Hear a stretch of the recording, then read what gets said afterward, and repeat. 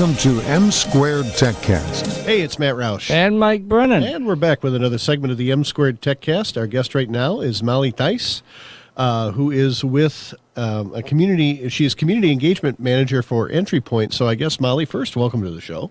Thank you. Thank you for having me. Sure. And second of all, tell us a little bit about what Entry Point is. So Entry Point is an organization that advances the entrepreneurial ecosystem through by promoting entrepreneurship with education, community engagement, and research. And formerly you were with the Michigan Venture Capital Association, where your boss also was with the MVCA, Emily. Yeah. Yes. So I assume that that was part of the reason you guys kind of connected and she brought you in. Was there a connection there? Yeah, definitely. I really enjoyed working with the team at MVCA, with Ara Tapuzian, the executive director, and the rest of the team, and the board of directors. I was able to work with them pretty closely the last 4 years, so they were all really inspiring. So I got a little taste of the entrepreneurial ecosystem through the investment community. I wasn't totally sure what my next move was, but looking to work with the entrepreneurship community a little bit more broadly. So working with Emily previously and then on some projects this last fall, it kind of made the transition smooth. Let's go a little deeper into Entry Point.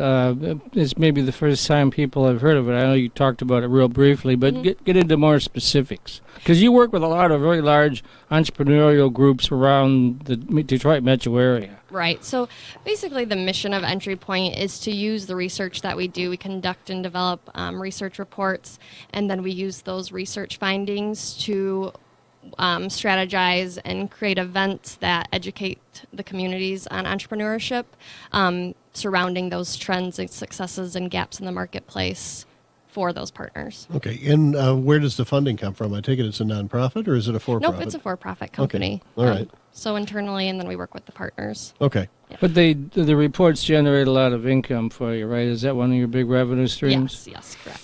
So now you do the MVCA annual report, right? Yep, so we're continuing our partnership with MVCA, doing their 2020 report, so I'm excited to still work with them moving forward. We're doing another new partnership with the Ann Arbor Area Community Foundation and Revalue out of Ann Arbor. We're working on a 2020 Washtenaw Capital report. Okay. And Emily on her board has a lot of the senior leaders of a lot of entrepreneurial groups around the area as well, if I recall, right? Mm-hmm. Yep. So, and I have some existing relationships with those board members as well, which is nice moving forward. Yeah. So could I get a hint on what kind of year it was for venture capital in Michigan from the MVCA report you probably just started working on or yes, haven't? We don't have much details yet. Yeah. The surveys actually aren't even due yet. So Okay. it's definitely in Early the works. days. Yes. Okay. I've seen the national reports, but they never really break out what goes on in the states very well. So that's okay if you want to get a really 30,000-foot overview. But I'm more interested in what's really happening here in Michigan and in the Great Lakes in general. Right. So yeah, and that's what's nice about working with our community. Everyone really wants to work together to showcase those activities, just because we get 100% participation from all the venture firms, so we can really encapsulate what's going on. Right. Let's talk a little bit about the growth of the entrepreneurial space. Now, Matt and I have been covering it for, I won't tell you how long time.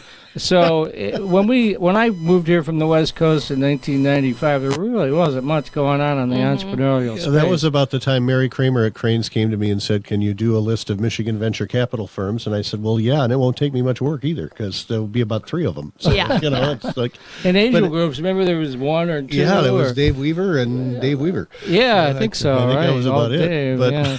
Yeah, well, and that's what a couple years ago I was in Chicago, and I was talking to someone from a venture firm out of that area, and I had mentioned the number that we had 30 plus venture firms, and they honestly were like, "Is there legit 30 venture firms?" And it Well, is. It's, they have an office here, maybe it's one person, yeah, but it's still. I mean, that's almost 40. accurate. I think Yeah, last I heard was 37, so we're Yep. probably getting close to 40. Yeah. And in terms of angel groups, we're over a dozen now. Yeah, I was going to say about 12. Yeah, which is so- great, and it seems like they're popping up all there's around only the three or state. four that are really, really active. The rest of them are really low key. Michigan Mm-hmm. Angels is probably the biggest. I know Skip Sims real well. Yep. It's about 150 in that group. Yep, Michigan Angel Blue Fund. Water Yep. Angels is big. Then, of course, we were mentioning Dave Weaver, which is Great Lakes Angels, and that's Ohio and Ontario.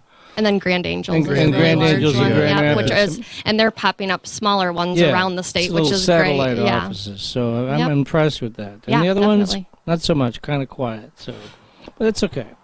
But I mean, you drive around Michigan, and if you drive around like I do and drool at other people's houses, you realize there's a lot of money here, Mm-hmm. and it's a matter of convincing these folks Well, you're that. building a mansion in Traverse City. Well, I heard. sure, right, So, but not. I mean, not only is becoming an angel investor potentially incredibly rewarding, it's also a lot of fun. I would think. I mean, I can't pledge to Dave Weaver that I'm going to have $50,000 a year to invest, but it does look like it would be really interesting to sit through all these pitches and try to pick one a year to do. I mean, it sounds really it's cool. the one thing Dave's always given me an open invitation, as long as I don't report on if I don't bug the investors Right. and do stuff like that, I can sit in anytime I want. And Yeah, hear you what can bug the entrepreneurs. They're happy to tell their story they to want anybody. Yeah, they want the most of publicity, the angel so. investors are flying under the radar because people, they have money, let's go talk to them. You Yeah. know, so Well, and I think that's why our main focus is educating on those report findings, just because a lot of people either don't know how to invest or have no idea how to do it moving forward. So it's Right. really getting that information out to people so we can invest more in the local companies. yeah, absolutely. So talk a little bit about the work you do with the foundation community also at Entry Point. So What are you we're- helping them with? Yeah, so for community engagement, we're looking to expand that portion. So I'll be working with the partners we have, hosting those events based on that education. But then I also am working to launch a 501c3 through Entry Point, so we can work with those local foundations. Yeah, that's the tricky part. They don't work yes, with for-profits. Yes. So, So we're looking to do that so we can create even more programs and events. yeah, absolutely. So what's on the radar for this year? What do you guys do besides your reports and stuff? Anything else you can talk about that you can share with the audience here? I mean, we're still continuing our partnership with MVCA, as mentioned, with various projects. Invest Detroit, we've worked with them with Accelerate Michigan Innovation Competition every fall, so Okay. looking to continue that partnership. But we're really delving into this. This is research report time with these larger reports. So with the Washtenaw County, that's a new one, and I'm really interested in that one to see. It's a new report that they're really, the long-term goal is looking to bring that local wealth more into the community. So kind of giving everyone a broad sense of what's going on, where the capital's coming, and promoting those local businesses. Yeah, like Matt says, there's a lot of pretty well-off people in the state. A lot of them are related to the auto industry in some way or another. But a lot of them are on the sidelines because they don't really understand the process. Right. It's not a major. It varies by the angel group. Some of them, like Dave's group, I think is only a $25,000 a year commitment. Right. I think Michigan Angels are more like 50,000.